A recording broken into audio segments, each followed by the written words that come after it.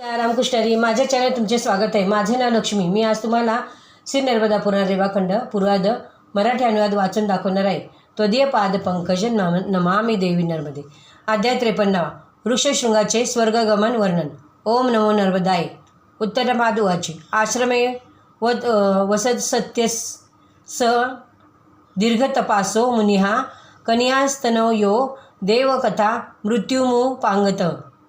उत्तरपादने विचारले, आश्रमात निवास करत असताना त्या दीर्घधावा महर्षीच्या कनिष्ठ पुत्राचा मृत्यू कसा झाला?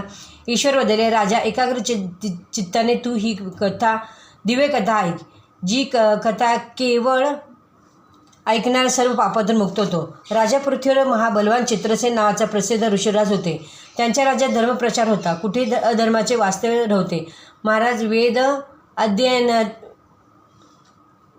महाराज सदा वेदोक्त धर्मपालनात तत्पर होते व धर्माने प्रजापालन करत ते नित्य स्वधर्मात सावध, तसेच युद्ध व अतिथी सत्कार प्रिय होते.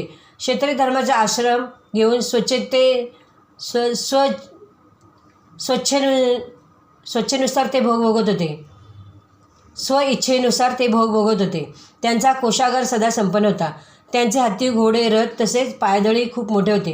कैलासात जसे श्रीशंकर तसे इतिहासात पुराणाचे ज्ञानी पंडित त्यांच्यासमोर उत्तम चर्चा करत शोभून दिसत होते. अशा प्रकारे राज्यपालन करत असताना एकदा त्याचा बुद्धिमान मंत्र्याला म्हणाले की मी शिकायला जातो. राज्यपालनात तुम्ही सावध राहा. मंत्र्याने आश्वासन दिले. आपण जावे. तेव्हा महाराज वनात गेले. त्याच्या आधीच मांडलिक अन्य राजेसुद्धा घोड्यावर स्वार होऊन छत्र घासत राजापाठोपाठ अरण्यात गेले. हत्ती घोड्यांच्या पाने उठणाऱ्या धुळीने दिशा व सूर्यमंडलसह सर्व दृश्य जग झाकले गेले. जिथे सूर्यचंद्र व दिशा व वृक्ष दिसत नव्हते, पर्वत शिखरे दृष्टिगोचर नव्हती. पावसाळे अर्ध्या रात्रीसह लोक एक दुसऱ्याला पाहू शकत नव्हते. काही वेळानंतर त्या महाराजांनी हरणाचा मोठा कळप पाहिला. राजा सर्व राजपुत्रासह धावले. त्यांनी हरणाचा पाठलाग केला. त्यावेळी हरण्याच्या कळपाचा मोठा आवाज झाला. ते सर्व दिशांना पळाले. राजा चित्रसेन एका मार्गाने एकटेच गेले जिकडे हरणे धावत होती. तेव्हा त्यांनी पर्वतातील गंभीर दुर्गम गुहा असलेल्या वनात प्रवेश केला. वृक्षलतांनी जे स्थान वेढले होते त्या स्थानी कोणी मनुष्य दिसत नव्हता. हरणांना अदृश्य झालेले पाहून राजा सर्व दिशांना पाहिले व विचार केला, आता मी कोणत्या दिशेत जाऊ? माझी सेना कुठे सापडेल? अशा प्रकारे राजा चित्रसेन चिंताग्रस्त झाल्यावर वृक्षछायेचा आश्रय घेऊन विश्रांती घेऊ लागले. ताण भुकेने व्याकुळ दुर्गम पर्वतीय अरण्यातील निर्जन भागात भटकत असताना राजाने कमळाच्या ताटव्याने शोभित हंस, करडुवा, पक्ष्यांनी भरलेले चक्रवाकयुक्त दिव्य सरोवर पाहिले. ते नजरेत भरताच प्रसन्नचित्त व रोमांचित होऊन त्या महाराजांनी कमळे घेतले व स्नान करून पितृदेवांचे विधीपूर्वक तर्पण केले. कमळांनी आच्छादून श्रीशंकराचे पूजन. त्यानंतर सतर्क होऊन निर्मळ मधुर जल त्यांनी प्राशन केले. जलाबरोबर येऊन जवळच एक वृक्ष पाहून जमिनीवर उत्तरीय आच्छादून ते बसले आणि विचार करू लागले, मी आता काय करू? तिथे बसलेले चित्रसेन राजांनी वनप्रदेशात काही अनेक हरणे पाहिली. त्यापैकी काही पूर्वेकडे मुख असलेली, काही झोपलेले तर काही कान ताट करून उभे होते. हरणाच्या मध्यभागी महातपस्वी योगी शृंग स्थित होते. तेव्हा महाराजांनी हरणांना पाहून आहाराचा विचार केला. त्या हरणापैकी कोणत्या हरणाला मारून मी आपले इच्छा भोजन करू? मृगमांस भक्षण करू मी स्वस्थ चित्त होईन. त्यानंतर प्रयत्नपूर्वक मार्ग शोधेन. मी वाराणसीला जाईन. तेव्हा राजाने वृक्षतलांच्या सहाऱ्याने बसल्या स्थितीत विचार करून हाती मनुष्य घेऊन सरसंधान केले. जिकडे खूप हरणे होती तिकडे त्यांनी बाण मारला नाही. जिकडे त्यांनी बाण मारला त्या हरणांनी ते महातपस्वी वृक्षशृंग त्या बाणाने सिद्ध झाले. ती सर्व हरणे घाबरून मोठ्याने आवाज करत तेथून निघून गेली. ते ऋषी तेथेच पडले व त्यांनी कृष्ण कृष्ण असे म्हटले, हा कोणीतरी महापाप केले आहे,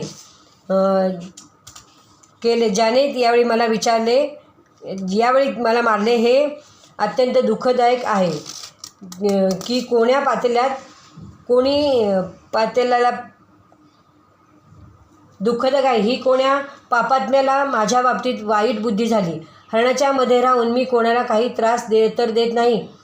ती मनुष्यवाणी ऐकून महाराज आश्चर्यचकित झाले. तेव्हा तिथे त्वरित जाऊन त्यांनी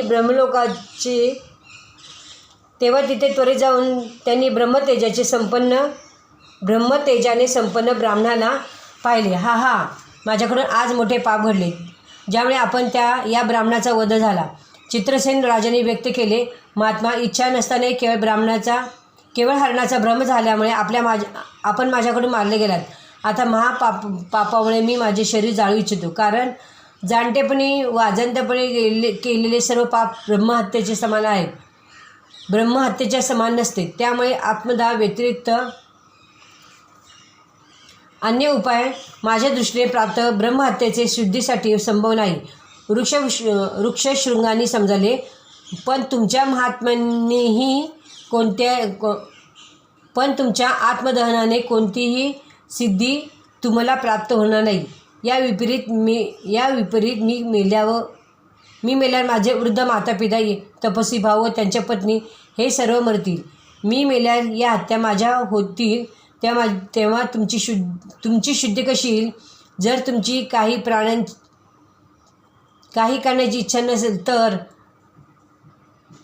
तर मी तुम्हाला एक उपाय सुचवतो, ऐक. चित्रसेन म्हणाले, आपल्या मनात जो उपाय असेल तो आपण मला सांगा. महामुनी, मी सर्व काही महाप्रयत्नाने करेन. वृक्षशृंगांनी सांगितले, मी तुम्हाला विचारतो की तुम्ही इथे कशा प्रकारे आणि कोणत्या कारणासाठी आलात. ब्राह्मण, क्षत्रिय, वैश्य, शूद्रपैकी तुम्ही कोण आहात? चित्रसेन उत्तरले, महामुनी, मी शूद्र नाही, वैश्य नाही, ब्राह्मणही नाही, तसे अत्यंजयही नाही. ब्राह्मण श्रेष्ठ, मी क्षत्रिय आहे, मी सर्वज्ञ कृतज्ञ आहे, मी सर्वांच्या हितात मग्न असतो. स्वेच्छा करून इच्छा नसताना माझ्याकडून ते पातळ घडले. शुद्धी कशी होईल? वृक्षशृंगांनी अभिव्यक्त केले, तुम्ही मला घेऊन आश्रमात चला, जिथे माझे मातापिता आहेत. त्यांना तुम्ही त्यांच्या पुत्राला मारणारे व्याकुळ दुःखी आहात असे निवेदन करा. ते मला पाहून तुमच्यावर दया करतील आणि तसा उपाय सांगतील, ज्यामुळे शांती होईल. हे श्रेष्ठ राजा, त्याचे बोलणे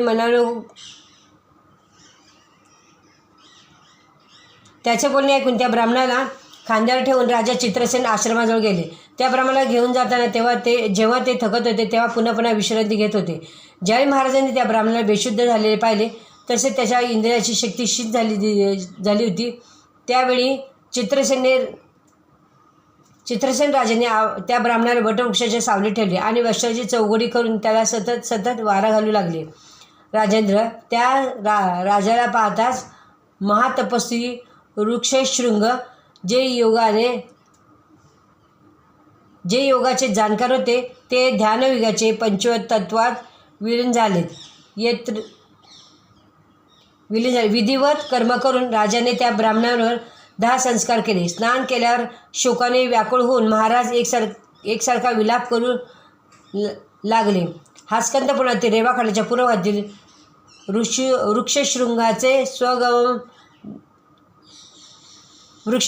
स्वर्गवन वर्णन नावाचा 53 अध्याय पुन्हा आला. रामकृष्ण हरी. तुम्हाला व्हिडिओ आवडल्यास लाईक करा, शेअर करा. रामकृष्ण हरी. नर्मदे हर, नर्मदे हर, नर्मदे हर.